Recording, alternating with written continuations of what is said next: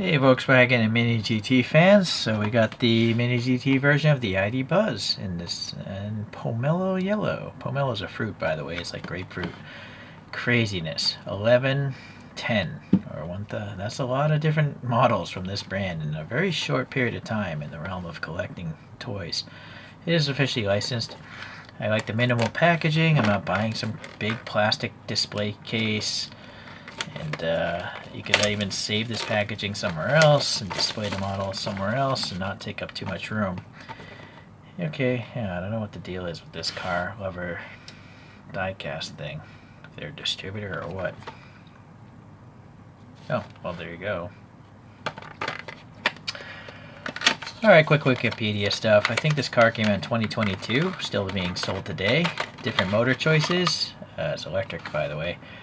201 up to 335 horsepower equivalents, and it'll go 250 miles or 400 kilometers in range, and over 70,000 of them have been made already.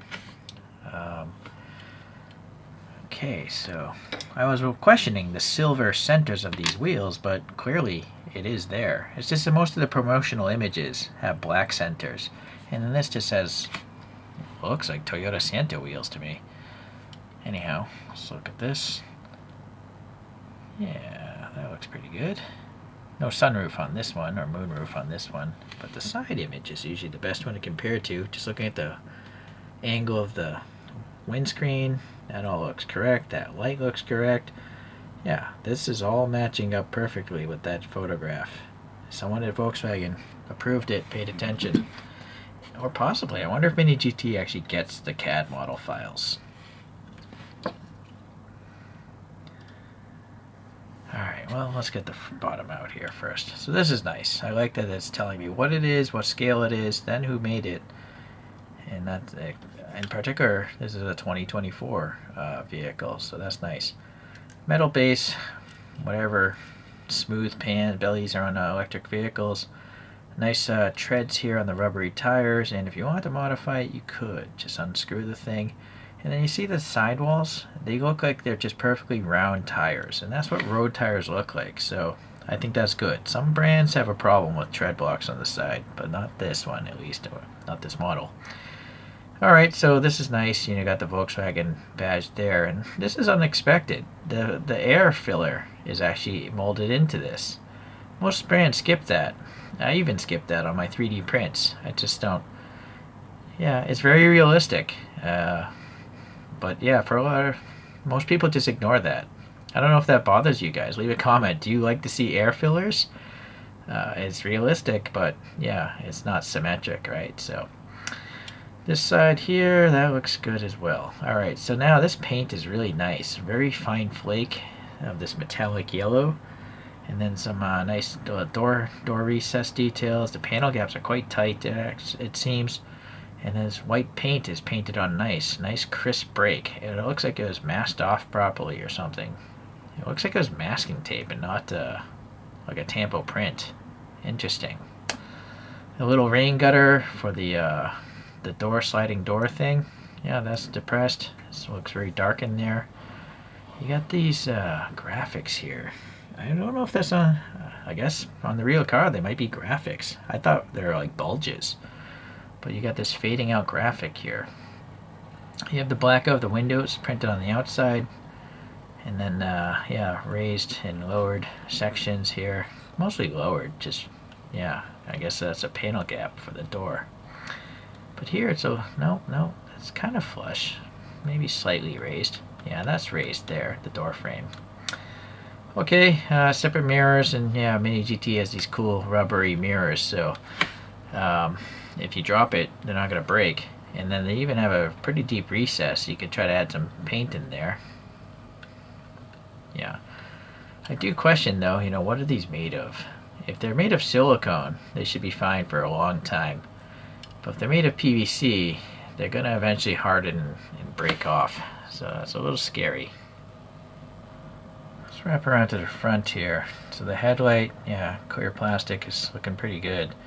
There's a bunch of silver paint on it to look like maybe running lights or something. I'm not sure what it is on the real car, but it looks like the photographs to me. And then, what's going on in the light bucket, I wonder? Well, yeah, there is a bucket there. I guess it's black. I don't think there's any silver paint in there, but that's fine. Or is there? There is silver paint in there. On this side is catching the light. Yeah, I guess it is there. Yeah, it looks silver. I know, I lost focus, sorry. Focus again. There we go.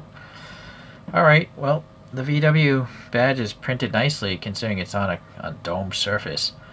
And then this is just printed on graphic. These, like, I don't know if this is printed on the real vehicle or if these are recesses on the real vehicle or if they're vents. But this section is a recess, I assume with sensors in it.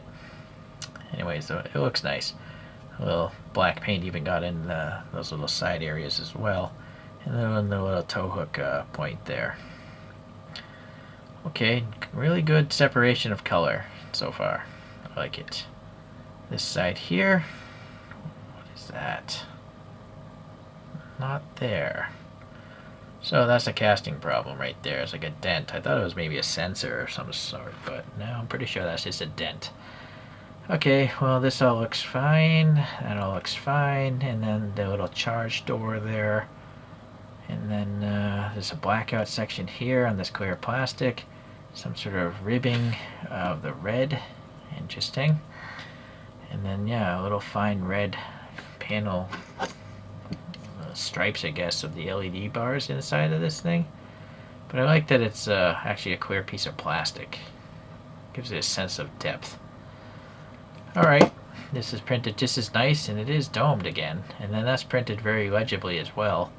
The paint is really good. And then there's even some red, it looks like, in here. Possibly those are plastic. I gotta zoom in on this thing. I'm actually now 4 times, so it's already zoomed, which is a little unfair for the price of a MiniGT, but what is going on here? You know, maybe that is paint. Well, I don't know. These things are so small, I can't tell. I do feel like that might be plastic. If I shine the light on it, will it bounce around? Yep, look at that. Yep, that's a clear piece of plastic. It's so small. That's very impressive, MiniGT. That's such a small piece of plastic, and yet it's an inserted. That's really cool. I'm quite shocked. It's awesome, though. It's good. And they don't do the silly thing of adding defroster lines to the windows, right? You don't see them on real cars. Some other brands have a problem with that. A little raised wiper blade detail. They got the third brake light print. Nice. And then up here, the little shark fin. I wonder if that's rubbery also. No, seems to be hard plastic, but I guess you could snag it if you play with your toys. But I don't think most people are going to have a problem with something that short. Corrugation of the roof. I think it would have been nice if they did add the moonroof, because if this is all molded plastic, oh, maybe not, because this is actually covering up a lot of the side. But anyways, it would have been a lot easier to see the interior if it had such a giant moonroof on there. Yeah, I'm debating painting this interior. Let's open it up, take a look inside. It's just a black plastic interior, which is the majority of MiniGTs, and also any other brand's diecast at this price. But the beauty is the screwed base. Quickly open this up and paint the thing. Well, that's an interesting way to construct this. They're literally pushing the axles through. Yeah. Why did they do that? I guess they just don't want to have any air gap here. They want to make it all black there so it looks more realistic. I also don't know what the heck. Oh, they literally greased the axles. What? That is crazy. This is the first time I've ever seen a model this small.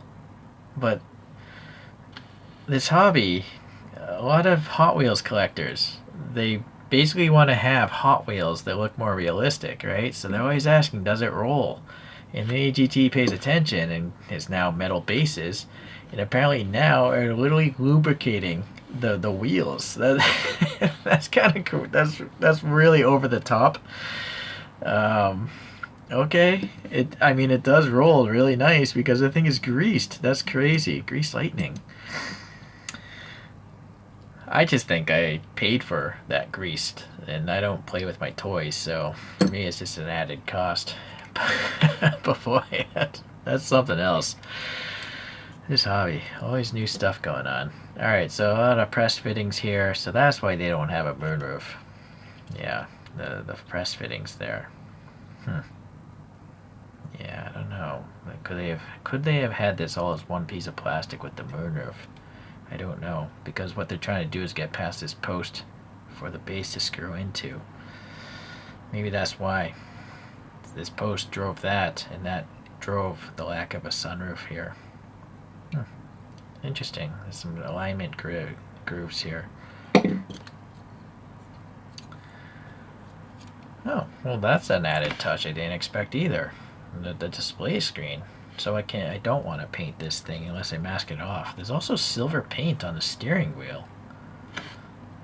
Yeah, that's a lot of work to mask off. I'm going to just leave this alone. Here's some texturing here. A funky geometric pattern in the seat cushions. Yeah, very cool. Door panels. Yeah, that's nothing to complain about. Yeah, it's almost like I wish those those details weren't even there, so I could repaint the thing. Oh, you know what? I could just break the dashboard off. Is that realistic? Look at the front photograph. Yeah, the dash is black, but the interior is like a light gray. So this is doable. I'm gonna break the dash off. So I'm breaking. It's like a heat melt there. There. So simple enough. I'll just add that back later. You don't want to fold these too much. This is like, oh, it's gonna break off already. But you have to get the air to get through there to get the paint down. Not sure if you can tell, but I did paint that interior a gray color. Right, so it's a little more visible. Simple enough to do. Alright, so a few other bands. We have a TLV of an older Hi-Ace, it looks like. What is this really? It just says Hi-Ace. I wish it told you what generation it was. That would be nice. I had my own license plate as well. But it's actually, well, no. It's much narrower being an older car. Looks like a 1990s van.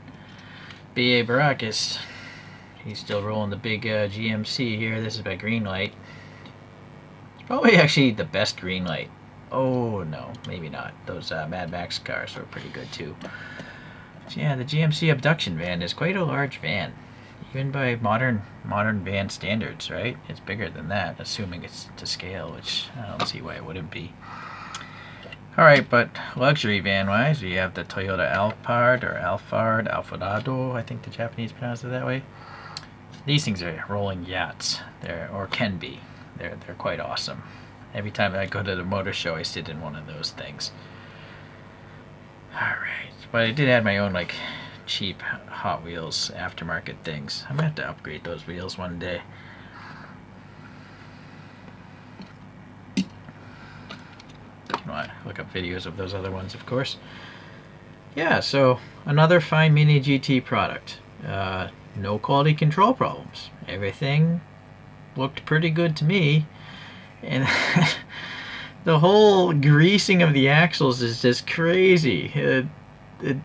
It's just really crazy that they grease the axles. So, yeah, if you want to have rolling toys, you know, sitting on your office desk or whatnot, or if you're actually willing to scratch these up on a Hot Wheels track, maybe MiniGT is the best. It's hard to say. A greased rigid axle versus the micro suspension that Hot Wheels has. Actually, Hot Wheels will still be faster because the tires are plastic. These are actually rubbery tires, so it's going to be a lot of rolling resistance. But I will say it does roll smooth. But alright, well anyhow, we'll see you the next time MiniGT comes out with something cool. Alright, bye.